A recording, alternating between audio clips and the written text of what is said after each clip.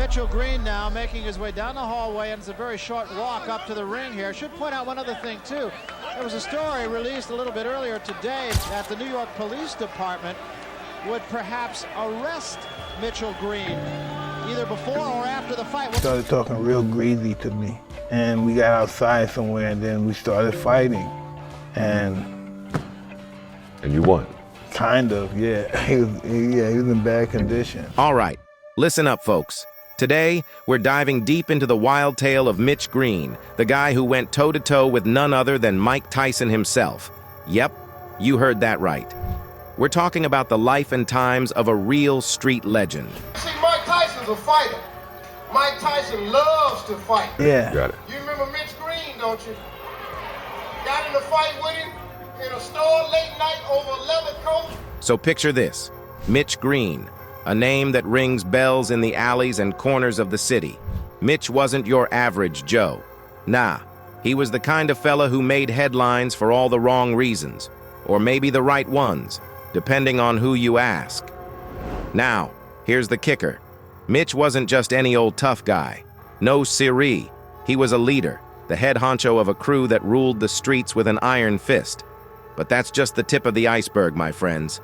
You see, Mitch had a bone to pick with the baddest man on the planet, Iron Mike Tyson himself. He was getting high, robbing people, extorting people, so he came in there at 4 in the morning, and he's high, so he came in there and he started talking real greasy to me. And we got outside somewhere, and then we started fighting. Rumor has it, these two had some serious beef, and when I say serious, I mean serious. We're talking about a showdown that shook the world of boxing to its core. Here's where it gets interesting. Mitch Green stepped into the ring with Tyson, ready to throw down, ready to make history. But hold on to your hats, folks, because this is where it gets juicy. To all appearances, this was supposed to be a fight for the ages, a battle that would go down in the annals of boxing lore, but it ended unexpectedly. But let's digress a little here. Let me give you a little glimpse of who this guy was. Buckle up. Because the life and story of Mitch Green, the gang leader who dared to stand toe-to-toe with the heavyweight champ, is as wild as it gets. All right, let me spin you a tale about Mitch Green, the man who packed a punch and fought his way through life. Back in the day, Mitch Green didn't have it easy. Born and raised in the heart of the city, he came from humble beginnings. Green grew up in the Bronx on 175th St. between Anthony and Clay Avenues. His family didn't have much, but they had each other.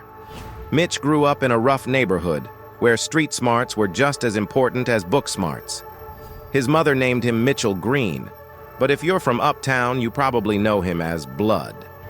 That came from all the street fighting I used to do when I was young and dumb, he explained during an interview with a source.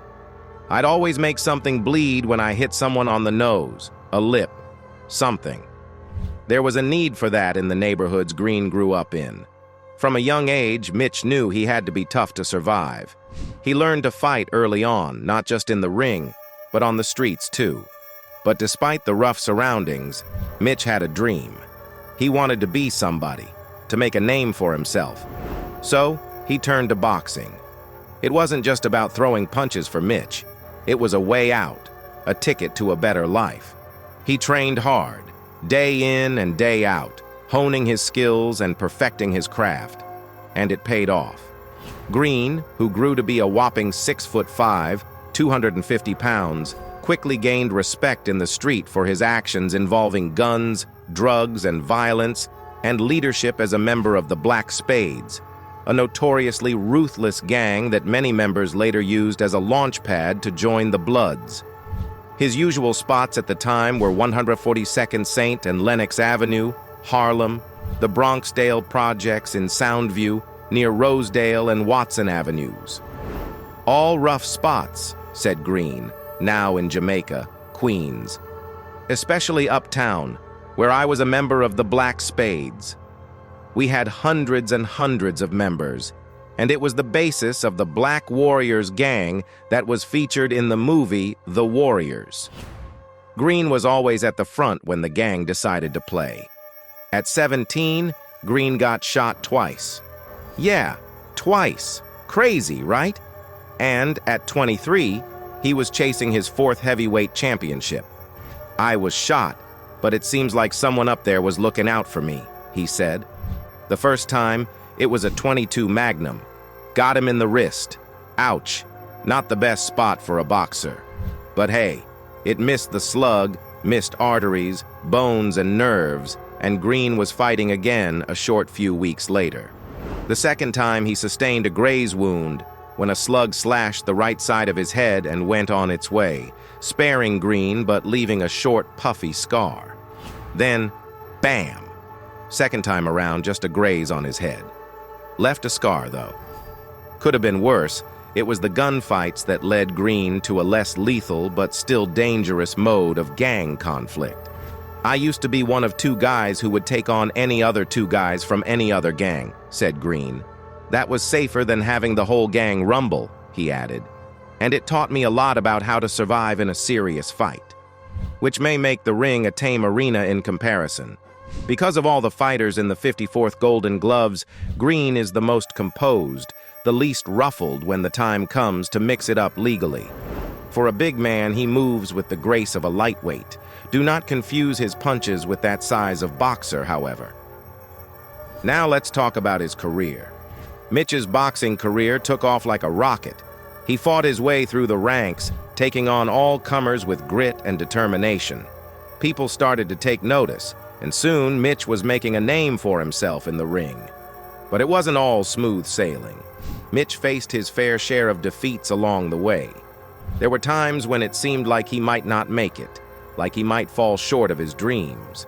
But Mitch wasn't one to give up easily. He picked himself up, dusted himself off, and got back in the ring. As an amateur, he won the New York Golden Gloves 4 times, 1976, 1980, and compiled a record of 64 wins and 7 losses, with 51 wins by knockout. Green won the 1976 Sub-Novice Heavyweight Championship and the 1977, 1979, and 1980 Heavyweight Open Championships. Green defeated Anthony Zampelli to win the 1976 title. In 1977, Green defeated Guy Casale for the title. In 1979, Green defeated Ralph Fucci for the championship, and in 1980, Green defeated Merlin Castellanos for the title. He suffered a decisive cut loss in the 1978 tournament, preventing him from winning a 5th Golden Gloves title. He was also a 2-time Intercity Golden Gloves champion. In 1977, he won the title by KO in round 1 over Calvin Cross, and again in 1979 by a decision over William Hosea. Mitch lost against Russian boxing great Igor Vysotsky in a 1978 matchup, and was considered a prospect for the 1980 Olympic Games, held in Moscow, but the U.S. boycotted the event, and Green also lost to Marvis Frazier in the quarterfinals of the Olympic trials that year. He did, however, in the finals of the Eastern Regionals, manage to beat perennial contender Woody Clark. In amateur competition, Green also lost bouts to future world champions Greg Page and Tony Tubbs, though he did manage to beat Tubbs in the 1978 Sports Festival. Surprisingly, he also lost to future cruiserweight champion Alfonso Ratliff in a 1980 New York-Chicago intercity matchup. And then came the fights that would define his career. Mitch went toe-to-toe with some of the biggest names in the business, trading blows with the best of them. There were victories, sweet as honey, and defeats that stung like a bee. But through it all, Mitch never lost sight of his goal. After a comeback win over Purcell Davis, he lost a 10-round decision to Mike Tyson in 1986 on HBO, in his most famous fight. In the build-up to the fight, Green had complained bitterly of the disparity in purses between him and Tyson, when a day before the fight, at weigh-ins, Green learned he was being paid $30,000 in comparison to Tyson's $200,000 for the fight alone, in addition to a $1 million deal with HBO for the live broadcast of 3 fights. He threatened to pull out of the contest, finally settling for being released from his managerial contract with King's stepson Carl in return for his short purse.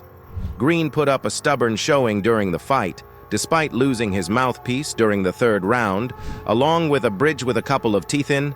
As mentioned by HBO Sports commentator Barry Tompkins, at the very beginning of the fourth round. A week later, Green was released from his contract by manager Carl King, who was criticized the previous week by Green for mishandling his career. The fight went as many predicted. Tyson's peekaboo fighting style, staying low and exploding upwards with venomous attacks, could not be contained by the taller Green, who did not have great defensive discipline. Green landed powerful shots and effectively clinched Tyson to limit his power shots, but was clearly behind throughout the fight. The bout ended up going to the scorecards, where Tyson notched a unanimous victory. Green never fully agreed with the decision and remained adamant that he was a better fighter than Tyson, but had been distracted by the uneven pay structure. Those comments then grew to personal insults over the coming years as Tyson rose to worldwide superstardom. On August 23, 1988, Tyson and his friends were shopping at a clothing store called Dapper Dan's in Harlem at 4 a.m., having already spent the night drinking at a nightclub. Green, being well connected in the area, heard that his longtime adversary was nearby and went straight to the store. He demanded a rematch upon showing up and then told Tyson to fight him outside. What happened outside is not totally confirmed. There are only accounts from Tyson, Green, and nearby witnesses. Green was allegedly high on PCP and was impervious to the blow. Allegedly, Green threw a punch at Tyson, who responded with one of his own and caught Green flush. Green was allegedly high on PCP and was impervious to the blow and continued to come forward, and a full-fledged fight ensued. I dropped him a couple of times, but he was high on angel dust, so he kept getting up, Tyson said on Hot Boxing. Just like Friday the 13th, Michael Myers, that guy. Boom, I knock him cold. He gets back up. Tyson was ready to leave the scene, but Green got up and broke the mirror off of his Rolls Royce, so Tyson sat him down again until Green's head smacked on the concrete and he went unconscious. Tyson fled the scene believing that he had unalived him. He was relieved to find out that Green survived, but had a swollen eye and needed stitches on his nose. In recent years, Green recalls the encounter very differently. He says that Tyson sucker punched him and then ran off before he could respond. Mike Tyson hit me and ran like a... Green said in 1988 in an interview confirming he was pressing charges against Tyson. I want a rematch. Enough name-calling. All I want is Mike Tyson to accept my challenge. That rematch never came. Tyson went on to become the undisputed heavyweight champion of the world with a career record of 50 wins, 44 KOs, 6 losses, and 2 no contests. Green fought for 24 years, and until he was 48 years old, and went 19-6-1 with 12 KOs. Green climbed as high as 7th in the World Boxing Council rankings, but never got his world heavyweight title fight, and instead made headlines for quarreling with promoter Don King, the father of his early coach Carl King. In 1993, after legal troubles forced a lengthy absence from the ring, he returned to fight journeyman Bruce Johnson. Green spent most of the time complaining about his purse and manager and refused to throw any punches until the referee stopped the fight in the 3rd round. His feud with his manager continued in 1996 when he pointed a gun in his direction, which led to a fight against future world heavyweight champion Shannon Briggs being canceled. Green won the New York State heavyweight title in 1998 against Mike Dixon, but later had his victory overturned to a no contest after testing positive for marijuana. Mitch Green has one of the most unforgettable stories in the history of sports. A leader of one of the most feared gangs in the world who went the distance with the baddest man alive and then took him on in the street high at 4 a.m. Hollywood couldn't write that. Now let's talk about his gang Black Spades. Well, the gang originated in 1968 in the Bronxdale houses in the Soundview section of the Bronx.